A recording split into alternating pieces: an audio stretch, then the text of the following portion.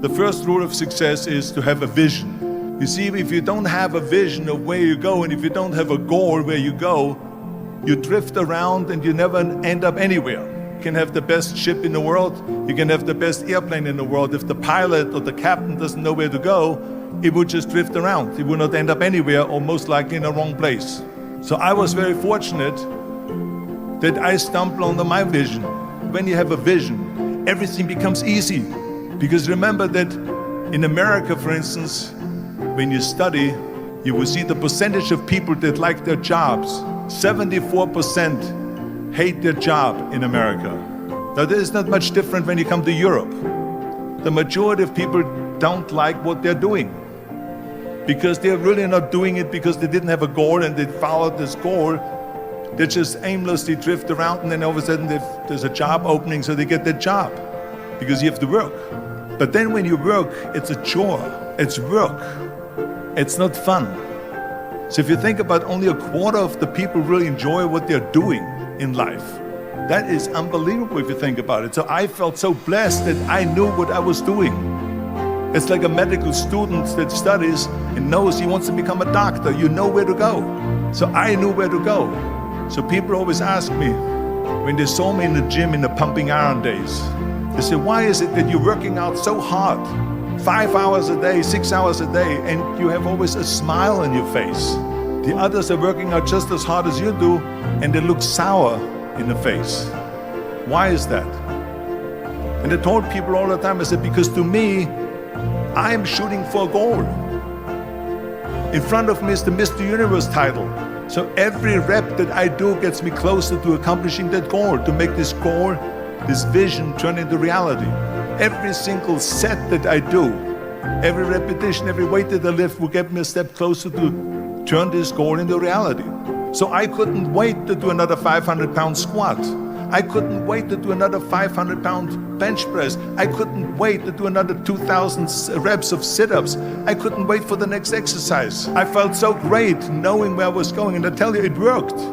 Think about it, and at the end I was just not visualizing just my exercise, but I was really lifting the trophy over my head. That's what I was thinking about. And with the age of 20, I went to London and I won the Mr. Universe contest as the youngest Mr. Universe ever. And it was because I had a goal. And this is no different than anything else, what I'm talking about. This is not just about bodybuilding. The same thing is also in politics. I remember that in politics, I had a very clear vision that I will be the leader of California. That's as far as I could go because I was not born in America, so I could not run for president. So being the governor of the fifth largest state, I should say the largest state, the fifth largest economy in the world, was for me really the ultimate title, the ultimate accomplishment in politics. So even though people came up to me and says, why don't you go and run for something smaller, you're never gonna make it. I ran for governor, and then 2 months later I became governor of the state of California. Again, because I had a very clear vision. So let me tell you something, visualizing your goal and going after it makes it fun. You got to have a purpose no matter what you do in life. You got to have a purpose. So that's rule number 1, have a vision. Rule number 2 is, don't listen to the naysayers. Everything I ever did, the thing that I heard out of people's mouth was, that's impossible, that can't be done, or no. I remember when I wanted to be a bodybuilding champion, including my parents and everyone else around me, said this is impossible. Why don't you become a ski champion? That's what they do in Austria. Or a bicycle champion, or do some track and field. You can't be a bodybuilding champion. That is exactly what I heard, and of course I proved to the people that it can't be done. So whenever someone said to me, it can't be done, I heard it can be done. When they said no, I heard yes. And when they said it's impossible, I heard it is possible. I'm a strong believer of what Nelson Mandela said, that everything is always impossible until someone does it. Well, I'm gonna be the one, I said to myself, I'm gonna do it and I'm gonna show it to them. Maybe it has never been done before. That's perfectly fine with me, but I'm gonna do it. And I did not listen to the naysayers. The same was also when I went into, not just in bodybuilding, they said, no, When I wanted to go to America, they said it's impossible. There's no money that you have to fly even over there. You have no money when you go over there to live with. And what do you think, they're gonna wait for you? They have plenty of big bodybuilders over there. It was all known, it can't be done, it's impossible. And I remember then the same thing happened also when I went into the show business. Can you imagine, I was now a bodybuilder, I weighed 250 pounds, I was Mr. Olympia 6 times, I was Mr. Universe 5 times, and Mr. World and Mr. International. I won 13 World Bodybuilding Championships altogether. And now I said to the agent, the Hollywood agent, I want to get into movies.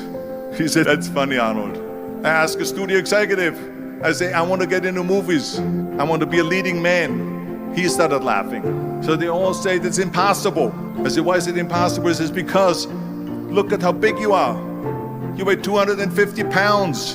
Hercules bodies and muscular bodies weighing 20 years ago, they did Machista and they did all these Samson movies and Hercules movies and stuff like that, but not anymore. Arnold, this is the 70s. Do you know the sex symbols today? It's Al Pacino.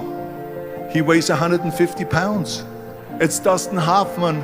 He weighs 146 pounds. And guess who else is a sex symbol? Woody Allen. So imagine they're telling me now that those are the new sex symbols. So do you ever forget about it? And then they told me, this, and your accent, even if you reduce all your body weight and everything and have a normal body, your accent. I said, your accent, I mean, it will give people a goosebumps with the German accent. It will get people the creeps. They will get scared. He says, no one in Hollywood ever has become a leading man that had an accent. Doesn't happen. People in America want to hear their actors talk like John Wayne, or like Burt Reynolds, or like Clint Eastwood. Not like someone on Hogan's Heroes or something like that. Some Nazi movie. This is the kind of stuff that they heard. Imagine, you go from the studio executive, from agent to agent, from manager to manager, and they all said exactly the same thing. Now that's very encouraging, isn't it? But you know something? I didn't give a shit.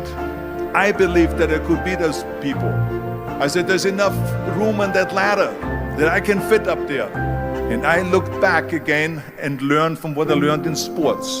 In my case, in bodybuilding. It's all about the hard work that you put in. I said to myself, in bodybuilding, I worked out 5-6 hours a day. I'm going to do the same thing now for acting.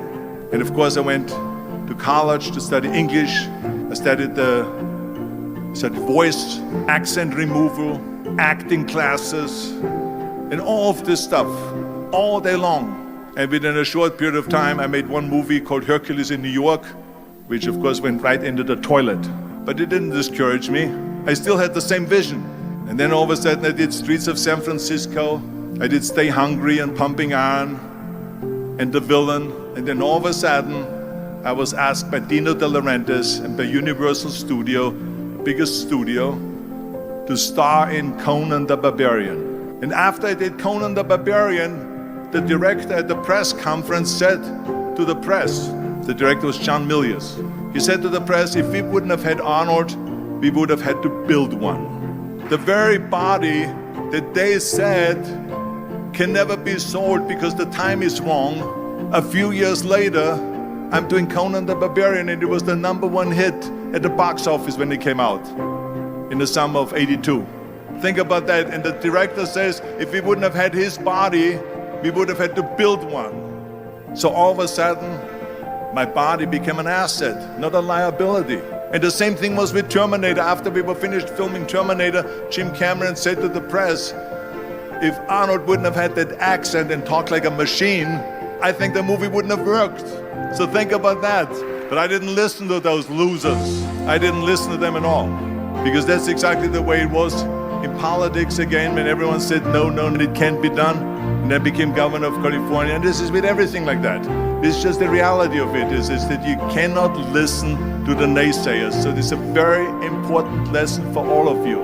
So when someone says, no, this is a stupid idea, you in your mind, you don't have to say it, but in your mind just say this, fuck you, you're an asshole. If I would have listened to the naysayers, from bodybuilding to show business to politics, I would not be standing here today talking to you. So this is why I say don't listen to the naysayers. And the next thing, the third point that I'm going to make to you is work your ass off. There is no magic pill. There is no magic out there You got to work hard. I mean, let me tell you something. When I went to America, I went to college, I went and worked out 5 hours a day, and I was working on construction because in those days in bodybuilding there was no money. We didn't have the money for food supplements or anything. So I had to go to work. So I worked on construction. I went to college, I worked out in the gym, and at night from 8 o'clock at night to 12 midnight, I went to acting class 4 times a week. So I did all of that. There was not one single minute that I wasted. And this is why I'm standing here today. I became very friendly with Muhammad Ali in the 70s. And Muhammad Ali worked his butt off. And I saw it firsthand. And I remember that there was a sports writer that was there in the gym when he was working out and he was doing sit-ups. And they asked him, how many sit-ups do you do? And he said, I don't start counting until it hurts. Now think about that. He doesn't start counting his sit-ups until he feels pain. That's when he starts counting. That is working hard. And so you can't get around the hard work. It doesn't matter who it is. As a matter of fact, I believe what Ted Turner said, work like hell and advertise. Do you get it? Work like hell, go to bed, and early rise, work like hell and advertise. So you work your ass off, and then you let the world know about your work. That's what it is all about. Let people know if you have a company, if you have a movie, if you do a sports, work your ass off, but then advertise and let everyone know. And it's very important to understand that we function better if there is no safety net, because plan B becomes a safety net. It says that if I fail, then I fall and I get picked up and I have something else there that will protect me. And that's not good, because people perform better when there's no safety net. People perform better in sports and everything else if you don't have a plan B. I'm telling you, I've never ever had a plan B. I made a full commitment that I'm gonna go and be a bodybuilding champion. I made a full commitment that I'm gonna be in America. I made a full commitment that I'm gonna get in the show business and I'm going to be a leading man. No matter what it takes, I will do the work. I will do the work over and over and over until I get it. And the same was in politics and everything like that. So to me, it is very dangerous to have a plan B, because you're cutting yourself off from the chance of really succeeding. And the main reasons why people want to have a plan B is because they are worried about failing. What is if I fail, then I don't have anything else? Well, let me tell you something. Don't be afraid of failing, because there's nothing wrong with failing. You have to fail in order to climb that ladder.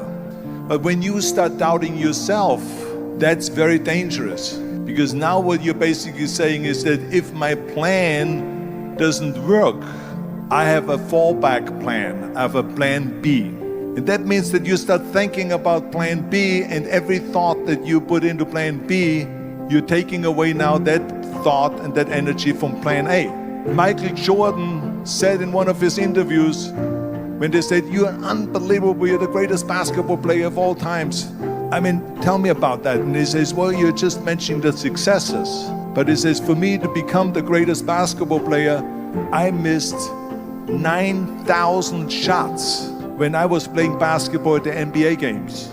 So during these games that he was so successful, he missed 9,000 shots.